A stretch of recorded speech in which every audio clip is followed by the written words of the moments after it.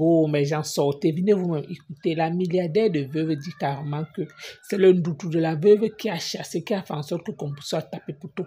Que c'est elle. Pourquoi? Parce que rien que son nom chasse les gens. Pourquoi? Parce qu'elle est animée d'un esprit démon, point, et qu'elle a 45 démons.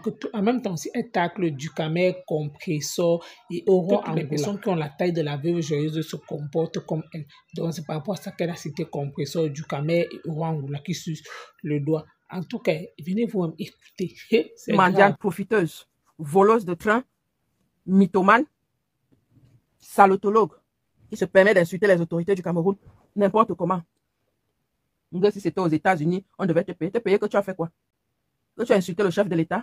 Parce que toi-même déjà, tu n'es même pas une injure. Tu as une humiliation. J'étais chez moi, je n'ai rien demandé à personne. On m'a invité à la CAN. On t'a fait honneur, oui. Associer ton nom au Cameroun, c'est une humiliation. Tu es parti humilier le Cameroun, humilier le chef de l'État, on doit te payer si c'était aux États-Unis. Mieux de toi. Adjewa. Malchance du Djaïlobo. Bloquer tous les numéros, bloquer toutes les veuves de Suren, bloquer toutes les veuves Nafissatou, bloquer tous les comptes, bloquer tout. Bloquer les menteuses, bloquer les mythomanes, bloquer les voleuses de train, bloquer les salotologues, bloquer les asticots, bloquer, virez-moi tout ça de vos vies. Profiteuses, bloquer les mendiantes, bloquer les jalouses, bloquer les aigris. Vous bloquez ça, vous scellez ça. Voilà, c'est des gens qui ne méritent même pas qu'on les voit dans la vie, là, dans la vraie vie, parce que à elles toutes seules, elles sont des humiliations. Quand tu la vois seulement, tu sens que ta journée va être pourrie.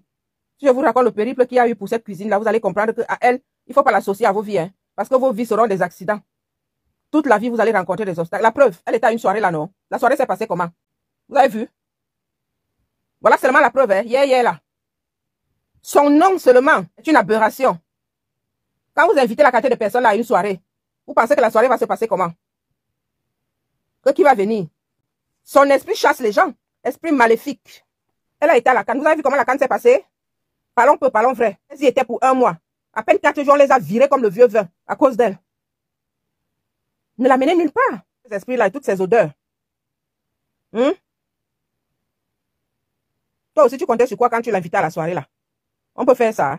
Il y a des gens qui ne se mélangent pas. Dès qu'on a entendu son nom, tout le monde a fermé son portefeuille. Bloqué les cartes bleues. Tu t'attendais à quoi? Tu pensais que tu invitais qui? Une personne? Un fétiche comme ça là. Moi, je dis tout ce que les gens pensent tout bas. Ne l'invitez plus. Vous perdez de l'argent comme ça pour rien. Pour quelqu'un qui ne vous apporte rien, qui ne vous apporte que les problèmes. Maintenant que voilà, tu es dans les problèmes à cause de ta soirée. Hein? Parce que tu as invité la malédiction. Damien, la malédiction 2. Elisabeth, la malédiction 2. Vous voyez quelqu'un qui marche avec 45 démons comme ça là. Et ce que je vous dis est vrai. Elle est persécutée par l'armée du salut. Il va continuer à la persécuter jusqu'à ce qu'elle-même va aller se jeter à tout vent. Elle est tombée sur l'enfant de Dieu. Sur 2 enfants de Dieu. Elle pense que même Franck est petit. Son grand-père était catéchiste. Son père a la foi, la crainte de Dieu. Lui-même, il a la crainte de Dieu. C'est un élu de Dieu. Tu te lèves parce que tu vas aller salir la campagne de quelqu'un. Tu n'as pas vu Nicolas Sarkozy là-bas? Parce qu'on ne t'a pas invité parmi les femmes qui doivent aller s'asseoir pour parler Cameroun. Toi aussi, tu vas t'asseoir pour parler Cameroun. Regarde-moi ça. Moi, je vais vous dire, mes amours. Sur la toile là, il n'y a que les pygmées qui dérangent les gens.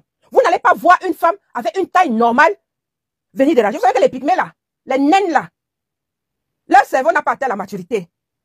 Donc il y a une partie du cerveau qui leur manque. C'est pour ça qu'elles vont chez les marabouts. Elles vivent seulement chez les marabouts. Parce qu'elles sont aigries, elles sont jalouses, elles ont un manque de ce que nous avons et qu'elles n'ont pas. Quand tu vois quelqu'un comme ça là, qui me voit avec des belles jambes remplies, des beaux orteils alignés, des très belles formes arrondies, les choses qu'elles sont allées mettre en Turquie, si c'est où là, les élastiques qu'elles ont mises dans leur derrière et sur la poitrine. Alors que moi, Dieu m'a formé, il s'est levé un matin à 6 heures. Il a dit que aujourd'hui là, je vais créer un de mes chefs-d'œuvre. Il a mis les formes où il faut. Il l'a pris, il l'a mis devant, il l'a mis derrière. Il a dit que je vais donner toutes les formes là de la tête aux pieds. Quand elle me voit comme ça, vous pensez qu'elle peut être contente? Elle veut que tout le monde soit comme elle. Elle voit une femme debout comme moi, 1,70 m, avec des formes généreuses. Une poitrine bien, on ne dirait pas une femme qui a accouché. Bien pleine, on n'a pas besoin de mettre le plastique dedans. Quand je m'habille, je sors, vous avez vu mes vidéos chez elle. Vous pensez que celle-là, peut être contente? Un fétiche comme ça, à côté d'un chef-d'œuvre? Mais elle est grise, parce qu'elle nous voit sur la toile. C'est pour ça qu'elle veut à tout prix monter sur nos têtes. Elle se dit que non, en inventant des choses comme ça, là, en mentant sur ces personnes-là, on va peut-être voir le bout de mes cheveux. Non, on ne va rien voir, ma chère. On ne verra rien. Vos marabouts là vous mentent. Jusqu'à elle propose aux gens sur la toile d'aller au Cameroun et de faire les maraboutages pour elle. Est-ce que vous trouvez que ça c'est censé? Donc, vous voulez même aller jusqu'à soutirer l'argent aux gens pour aller au Cameroun faire des pratiques de sorcellerie pour elles, pour que leurs activités marchent, afin que les autorités les reçoivent. Vous trouvez ça normal? Votre escroquerie là, votre mendicité là va aller jusqu'où? En plus d'être mytho, elle est klepto parce qu'elle vole le train. Elle n'a jamais payé le train, vous voyez tout le temps comment elle arrête dans les trains. Elle vient aussi voler les gens sur la toile. Parce que moi, on m'a appelé pour me dire ça. Je n'invente rien. Et elle sait que tout ce que je dis est vrai. Mais comme elle a honte de tout ce qu'elle est venue, elle a honte du mensonge. Ce sont elles qui commandent, ce sont elles qui sont des mendiantes, et ce sont elles qui viennent mentir sur nous. Et qui veulent détruire la vie des autorités. Des autorités que tu n'atteins même pas à la semelle. Des autorités que tu sollicites. On peut faire ça. Mon premier fiancé est général au Cameroun. Il est général et tu galères comme ça?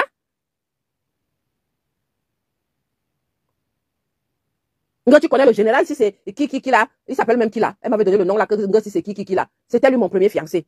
Toi seul, tu as tous les premiers fiancés. Je sortais avec Camto. Tu sais que Camto me connaît très bien, on sortait ensemble. Ce n'est plus Paul Biya, c'est Camto. Maintenant, ce n'est plus Camto, c'est maintenant Franck.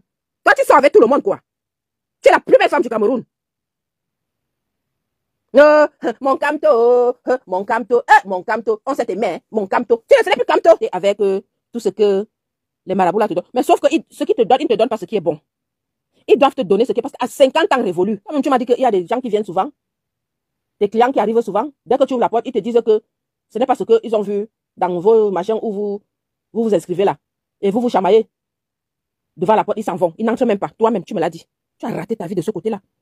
Je ne sais pas ce que tu as mis comme photo. Je ne sais même pas dans quel site ça se trouve. Tu as raté ta vie de ce côté. La vente de piments, tu as raté ta vie. Dans la vente de nourriture, tu as raté ta vie. D'ailleurs, tu ne sais pas cuisiner. Hein. Désolé de te le dire aujourd'hui, mais je voulais te faire plaisir. C'est pour ça que je ne finissais jamais tes plats. Tu ne sais pas du tout cuisiner. Pas du tout. Tu as raté ta vie partout.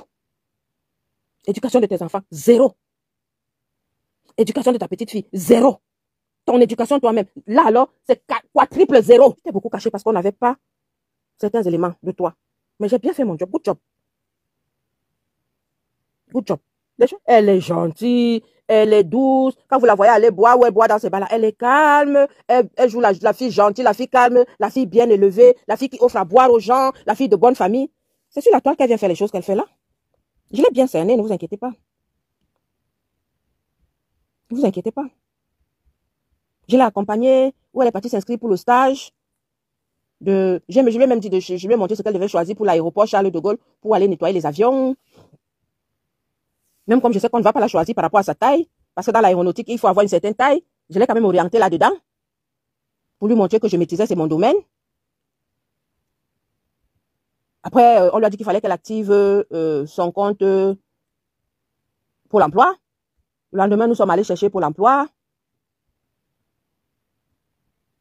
On a trouvé pour l'emploi. Je l'ai aidé à réactiver son compte. C'est moi qui faisais tout. C'est pour ça que je vous ai dit que j'avais son titre de séjour en main. Et après, il fallait remplir certains documents que j'ai remplis. Moi-même, j'avais tout ça en main. Voilà. Parce qu'elle ne sait pas écrire. Et pour son adresse, c'est où on achetait les meubles. Je lui ai remis les factures. Pourquoi? Parce que quand tu as les meubles chez toi, je ne vais pas t'acheter les meubles et mettre mon nom dessus. On a demandé le nom. On met le nom de qui? J'ai dit, mettez son nom. Et on a dit, on envoie les factures. Qui? J'ai dit, envoyez les factures dans ma boîte mail. Puisque c'est moi qui payais, c'est moi qu'on posait les questions. Je savais ce que je faisais. Donc, j'ai fini de payer. On m'a donné les tickets de caisse. Dès qu'on arrive à la maison, je lui ai donné les tickets de caisse. C'est moi qui lui ai donné les tickets de caisse. On ne sait jamais, ils peuvent avoir un contrôle chez elle. Et comme elle est souvent dans la galère, elle peut chercher à vendre quelque chose. Installation de la cuisine, des coffrets, de la haute, des machins et tout. Mais entre-temps, si tu veux, tu peux déjà ouvrir les cartons, le congélateur, la gazinière, et tout, parce qu'elle n'a pas voulu d'une gazinière intégrée. Et tout ça, parce qu'elle n'aime pas les petites choses. Hein. Elle choisissait tout ce qui était cher, très cher. La moitié de la cuisine qui était déjà arrivée, il prenait 500 €. Je lui ai dit, mais mon frère, Ce n'est que pour la moitié de la cuisine, tu vas prendre 500 €. Et pour l'autre moitié, tu vas encore prendre 500 €. Est-ce que ça alors bien comme ça là? 1000 € seulement pour installer la cuisine? Moi, je ne peux pas. Donc, attendons que l'autre moitié arrive. Comme ça, tu vas nous faire un prix une fois. Moi, je vais te proposer les 500 € pour toute la cuisine. Et je suis sûre que, comme tu me dis que c'est dans ton domaine, tu vas bien nous installer la cuisine là. Elle se fâche. Elle dit que non, il faut qu'on parte avec lui. Comme ça, il installe d'abord la moitié. Je lui dis que mais ma soeur, c'est moi qui paye, c'est mon argent, c'est moi qui dépense l'argent, qui sont l'argent de ma poche. Toi, tu te fâches là maintenant. Si on part et que tu as 500 € pour payer, il n'y a pas de problème. Mais moi, c'est pas ce que j'ai prévu. Tu n'es pas dans mon sac. C'est quoi cette histoire? La femme m'a boudé jusqu'à la maison chez elle. J'ai dit, mais on est où là? Je viens t'offrir quelque chose, tu m'imposes des choses.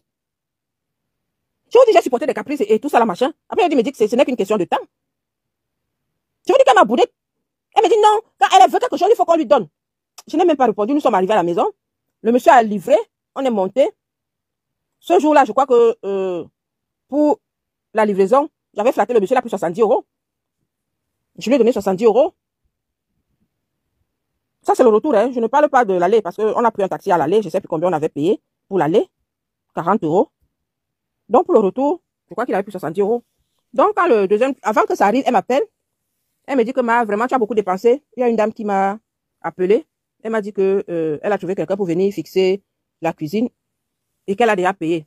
Donc, vraiment, il faut que tu gardes ton argent parce que ça m'embête que tu aies déjà trop dépensé et tout. Moi, ça m'a fait plaisir. Je me suis dit que, effort personnel, c'est bien.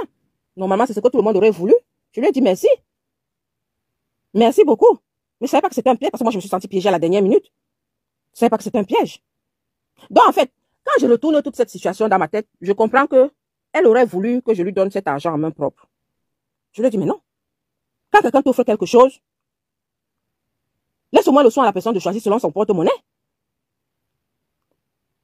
Toi, tu es venu faire le devis. Tu sais combien j'ai dans mon porte-monnaie? Tu sais combien j'ai prévu? Moi, j'avais déjà prévu une somme. Elle me dit que c'est ça qu'elle veut. Donc, j'étais partie avec 2000 €. Elle me dit non, c'est ça qu'elle veut. Celle qui ne me connaît pas aujourd'hui là. Elle ne sait pas qui je suis. Je suis allée vendre le piment chez elle. Quand vous me demandez que je suis allée chez elle jusqu'à 3 fois pour faire quoi? Je suis allée faire ma mission. La mission que Dieu m'a envoyé faire sur terre. Voilà. Nous sommes là pour aider les gens. Je suis la voix des affligés. Donc voilà. Et quand j'arrive, elle me met devant le fait accompli. Je me suis sentie piégée. C'est pour ça que je me suis levée, j'ai pris ma valise, je suis partie. Elle ne m'a jamais envoyé la cuisine filmée. Hein. Jamais. Vous venez sur la toile, les gens que vous ne connaissez pas, vous les jalousez. Vous les connaissez où? Vous les connaissez pas? Vous allez venir jalouser les gens que vous ne connaissez pas? Hein? Alors que vous avez des enfants? Alors que vous avez des enfants, vous avez même déjà des petits-enfants? Ça veut dire que vous n'aimez même pas vos enfants. Vous ne savez pas où vos enfants peuvent atterrir. Vous ne les aimez pas. Ma chérie, Céline, je ne cherche pas à savoir si tu es d'accord ou pas. Je ne te demande pas ton avis. Je ne te demande, je ne suis pas là pour demander ton avis. Je te dis que les nains sont comme ça, c'est mon avis. Maintenant, ton avis, tu le gardes pour toi. Dis donc, va sur ta page, je fais le direct. Je ne suis pas d'accord pour ce que te disent les nains. Je ne te demande pas ton avis. Moi, je te dis ce que je pense. Maintenant, si tu n'es pas d'accord, va sur ta page, fais un direct et dis ce que tu as envie de dire. Laisse-moi faire mon direct. Pardon. D'accord ou pas d'accord, c'est ton problème. Voilà. Donc, c'est comme ça. Ils ont quelque chose que nous avons quelque chose qu'ils n'ont pas. Ils veulent toujours se mettre sur la tête déjà. Regardez sur la toile. Tous ceux qui sont en train de créer les vies, inventer des vues sur les gens, chercher les problèmes, ils sont tous de petite taille. Suivez mon regard. Ils ont tous 1 mètre de taille. 1 mètre, 1 m 10. 1 mètre, 1 m 10. Madame, vous, elle mesure combien? Compression mesure combien? Du camion mesure combien? Jusqu'à lui aussi va prononcer mon nom. Le machin qui suçait les doigts d'une femme là. Elle mesure combien? Suivez mon regard. Ils n'ont pas la même taille.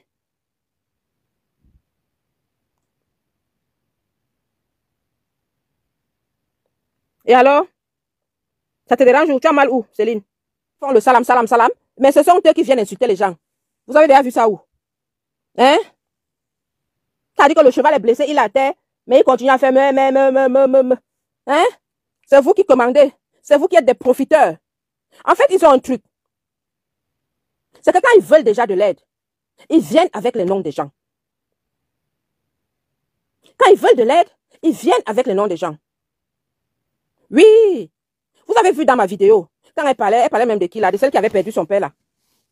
Je ne suis pas rentrée dans son jeu, hein. Oui, moi je ne suis pas rentrée dans son jeu. Je lui ai tout simplement dit que, ah bon? Tu n'es plus avec eux, tu es avec nous maintenant. Une façon de lui dire que, ne me parle pas des gens avec qui Je ne fonctionne pas. Tu n'as pas besoin de parler de ces gens-là. Actuellement, tu n'es pas avec ces gens-là. C'est ce que ça voulait dire. Une façon gentille de te dire que parle-moi d'autre chose. Parce que ça t'a que disent que hein, toi aussi, il faut les insulter, hein, il faut faire... Non, non, non, non, non, non, non. C'est une façon polie de lui dire que je suis venu là pour ta cuisine. Pardon, allons, on était en train d'aller faire les achats. On n'était pas seuls. Il y avait son coco là, et l'autre fille, les deux qui étaient venus vendre le piment. On avait les noms des gens, ils parlent. Et après, il ne pas te dire à ces gens-là que, oh, j'étais avec elle qui a parlé de toi, machin, ceci, cela. Ils ne disaient pas que je suis parti commander là-bas, je voulais profiter de ceci, je voulais profiter de cela. Non, ils ne disent jamais. Ils n'ont jamais rien demandé. C'est toujours leurs efforts personnels. Maintenant, si tu leur demandes qu'ils ont pris l'argent, ils ne vont pas te dire, hein. Parce que moi, il m'a dit que personne ne l'a jamais aidé, hein. C'est sur la toile que j'apprends qu'on a cotisé pour sa cuisine. Vous entendez un peu ça? Il y a une autre qui a dit qu'elle lui a donné 3500 €, je tombais de nu. Je tombais de nu. Je tombais de nu. C'est sur la toile que j'apprends qu'il y a même des gens qui lui ont offert 3500 € pour la cuisine. Pourtant, moi, il m'a dit que personne ne l'aide jamais, personne ne lui a jamais rien donné. Nous, on n'était au courant que de l'affaire de 1500 €. Donc, voilà. Ce qui veut dire que quand quelqu'un a un handicap, il veut que tout le monde ait cet handicap-là. Il veut salir tout le monde. Moi, on ne salit pas ce qui est propre. J'ai tout fait pour diminuer mes péchés. J'ai tout fait pour avoir une vie digne. Personne n'est venu ici en diaspora avec quoi que ce soit. Nous sommes toutes battues. Je me suis battue pour avoir ma vie digne, pour créer ma petite entreprise, pour créer mon association. Ce n'est pas pour que quelqu'un vienne me salir. Je ne l'accepte pas. Je ne l'accepte pas. Pas du tout. Donc, c'est comme ça. Et ça sera comme ça. Le respect s'impose. J'impose mon respect. D'accord?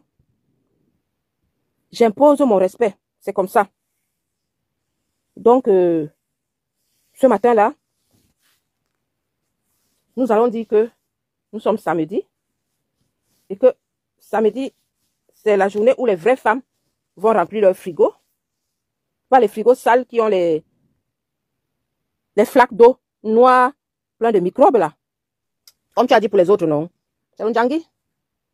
Comme tu avais dansé pour Céline là. Beaucoup de gens vont danser, ma chère. Ne t'inquiète pas, je serai la première. Oh, tu sais que moi, je suis très forte aussi pour ça, non? Bonjour Valérie Bellinga. Je serai la première à danser. Je commence à t'annoncer comment ça va se passer quand tu seras couché dans la glace. Oui, on va lui donner une leçon rose, ne t'inquiète pas. Les analyses sont parties partout. Elle va assumer. Une personne lambda ne peut pas se lever pour sortir des énormités pareilles. Et le candidat le plus en vue, ça veut tout simplement dire qu'il a péri en la demeure. Non. Les gens n'ont pas vu ça comme ça. Non, non, non, non, non, non, n'est pas instable. Moi-même, j'ai créé ma mission, je suis allée auprès d'elle parce que je voulais savoir si elle avait un statut de dépressive. Elle n'a pas un statut de dépressive. Je vous ai dit que ce qu'elle fait sur la toile, elle ne le fait pas dans la vraie vie. La canne, c'était le père. Maintenant, c'est le fils. Non, elle ne va pas s'excuser. Parce qu'elle avait menti sur moi que je suis en couple avec Aline. Moi, je ne connais pas Aline, je n'ai jamais vu Aline de ma vie. Aline, je la connais dans les réseaux. J'échange avec elle comme j'échange avec tout le monde, comme j'échange avec vous. Je ne l'ai jamais vue. Elle allait jusqu'à dire qu'elle m'a vu dans une chambre avec Aline. Moi, je n'ai jamais vu Aline. Je n'ai jamais vu Aline. Des choses comme ça. Non, non, non, non, non, non, non. Non, je l'ai fait exprès, je voulais avoir son adresse et je voulais surtout savoir si elle a ce statut de personne handicapée, si elle est justiciable comme tout le monde. Oui, elle est justiciable comme tout le monde. Donc, elle utilisait ce... Bonjour Alphonsine. Donc, elle utilisait ce statut pour faire peur aux gens, pour que les gens ne se disent pas que oh, je vais lui porter plainte, ça ne va aller nulle part, parce que elle a aussi menti sur son statut. Elle a menti aux gens, oui, elle a fait croire aux gens qu'elle va souvent en maison de machin, de dépression, de machin chez les dépressifs là et tout. Elle n'a jamais été là-bas. C'est une menteuse. Oui, elle fait ça pour que les gens ne lui portent pas plainte. Elle n'a pas ce statut-là. On lui a posé la question à Pôle emploi. Elle a dit non. On a vérifié dans ses documents. Elle n'a pas. Mais un maître de Bamileke, ça fait quoi? Elle est la meilleure amie de Kamwa la Panthère. Il est quoi? Il n'est pas Bamileke. Pour ma communauté Bamileke. Du côté de ma mère. Voilà. Il y a beaucoup de choses dont vous n'êtes pas au courant. Ce qui est sûr, c'est que je suis avec vous. Bon, la famille, vous avez écouté comme moi la milliardaire de Veuve Joyeuse ou alors la bienfaitrice de Veuve Joyeuse. Je ne suis pas d'accord avec elle. Mieux est qu'elle dans son clash avec la Veuve Joyeuse. Si elle a décidé peut-être de recadrer la veuve ou alors peut-être la veuve clash peut-être a décidé peut-être de répliquer, c'est son problème là-bas. Oui, pourquoi? Parce que là-bas, c'est les blogueurs comme quoi, les blogueurs qu'on regarde sur les réseaux sociaux qui sont pour de taille tech, Aura Angola, du Camer et compris. So, en fait, au point de généraliser comme quoi, les personnes de petite taille se comportent toujours comme la veuve, en fait, pour dire que les personnes, en fait, qui sont courtes, ce sont des nains, tout ça. Moi, en fait, je trouve que ce n'est pas bon. Pourquoi? Parce que pour ton statut, tu n'as pas créé un être, tu n'es pas le bon Dieu pour créer un être humain. Où tu as la taille, où tu as les formes, c'est pour toi. Dieu seul sait pourquoi lui-même il t'a créé comme ça. Et Dieu aussi sait pourquoi il a créé les autres tels qu'ils sont. Pourquoi? Parce qu'il ne faut pas juger. Il ne faut pas être de Ducamel. Peut-être pourquoi? Parce que peut-être Ducamel s'est mêlé de ton problème avec la veuve joyeuse. Pourquoi? Parce que les gens n'arrivent pas à comprendre ton statut que tu dis si bien et tu te mélanges avec qui la veuve joyeuse. Ce n'est pas bon. Oui.